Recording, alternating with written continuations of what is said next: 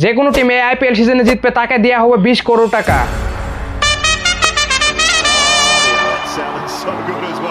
সাধারণ মানুষের জন্য এটি একটি পাহাড়ের সমান, কিন্তু একটি আইপিএল টিমের জন্য এটি একটি সাধারণ বিষয়। একবার ভাবেন, এই সিজনে সব থেকে সস্তা টিম এলএসজি, যার নিজের ব্র্যান্ড ভ্যালু হলো $60 মিলিয়ন, আর চেন্নাই সুপার কিং এর তো $122 মিলিয়ন।